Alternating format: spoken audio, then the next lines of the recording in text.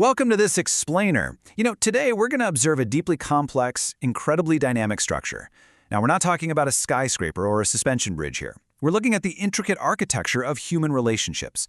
We'll be mapping out the hidden forces that govern our reactions to success, forces that literally act with the sheer predictability and undeniable power of the laws of physics. It's kind of like the invisible pull of gravity, or, say, magnetism. This quiet question is just constantly running in the background of every single human network. Does this change help me feel safer, more valued, or more secure, or does it shake something I depend on? Whenever a new element of momentum is introduced, like your personal growth or a sudden success, the entire structural system silently asks this question to assess its own stability. Moving into Section 1, the paradox of success. We start by observing a true anomaly in human nature. It's this absolutely baffling reality that someone can simultaneously cheer for your potential while feeling entirely threatened by your actual momentum. The really crucial point to grasp here is that this behavior isn't inherently contradictory. It's not necessarily malicious either. It's actually an automatic biological reaction to a shifting equilibrium. People can sincerely want the best for you, but when your growth disrupts the established center of gravity, well, their internal sensors immediately register it as a structural disruption. Think about the analogy of a shared ladder. When you decide to climb up a rung, you don't just change your own altitude, you fundamentally alter the view, the balance, and the exposure for everyone else standing on those rungs with you. The whole structure literally feels the shift of your weight. Which brings us to Section 2, the invisible social engine. Let's look at how these shifting equilibrium points build into a highly delicate structure, functioning very much like an interconnected mechanical grid. Every single social structure relies on an invisible map of relationships. Think of your own friend group for a second. Who's ahead? Who gives the advice? Who needs the help? These dynamics act as the load-bearing walls of identity within that specific group. So when your progress accelerates, it radically shifts this map. Suddenly, the friend who is always, the advice giver or the leader, feels a structural wobble. It's not that they want you to fail, it's just that the architecture they rely on is literally shifting right under their feet. All right, Section 3, the mechanics of comparison. To truly understand this structural wobble, we have to look closely at the hidden gears and mechanics of comparison. This comparison process, it happens with the absolute speed and predictability of a chemical reaction. We don't even consciously choose to do it most of the time. It's nearly instant. Your newfound success acts as raw data injected into this ecosystem, forcing those around you to automatically measure their own stability, progress, and value against your rapid movement. Think of it like this. Just as two objects in deep space might gauge their relative velocity against one another, your growth becomes a new reference point. If the other person is feeling stable, that marker is inspiring. But if they feel they're losing ground, your rapid movement painfully exposes their own lack of momentum. And that exposure directly threatens their core narrative. People build their self-respect around specific load-bearing identities: the smart one, the responsible one, the helper.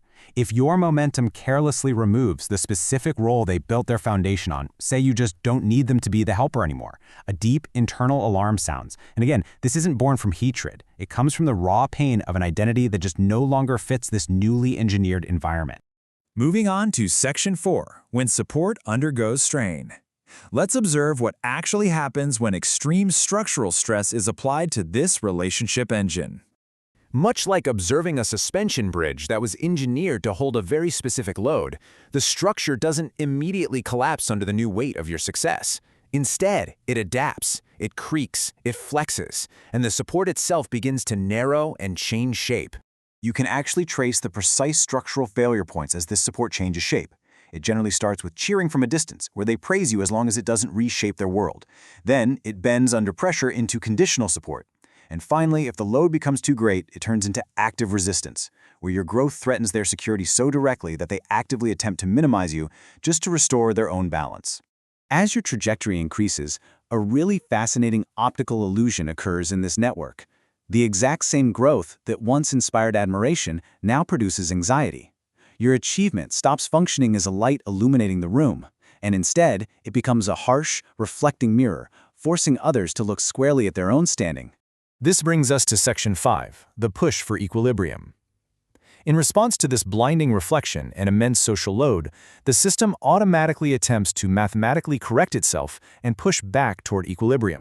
This is the true job of resistance. The system wants to slow you down and pull you right back into the old familiar role just to relieve the pressure.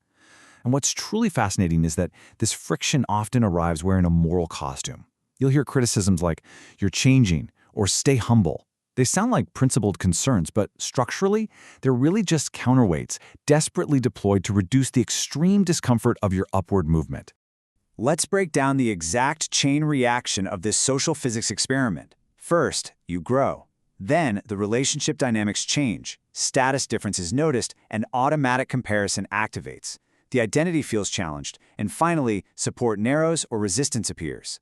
This sequence happens so automatically, at such a cellular level, that a person can be operating from a genuine wish for your well-being, while simultaneously acting on a deeply wired instinct for their own self-preservation. And here, we've arrived at the core scientific law of this entire phenomenon. People often do not resist your success because success is bad. They resist it because the social cost of your success is landing in their system. It is absolutely vital to internalize this insight. Support is often a relationship to the current, comfortable balance of the system, not just a vote for your future potential.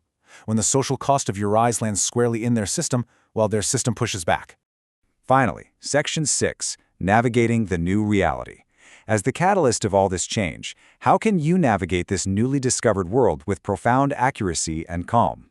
By replacing emotional confusion with analytical inquiry, you completely change your trajectory. When you stop asking the wrong question, "Why would someone who cares about me act like this?" and start asking the better question, "What part of the system changed, and what is that change asking them to give up?" everything shifts.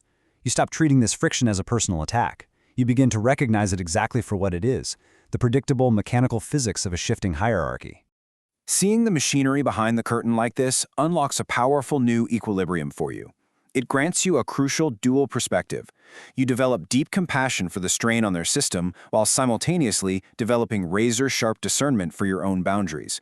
You realize that their discomfort is literally just a byproduct of physics. It is absolutely not a command for you to shrink.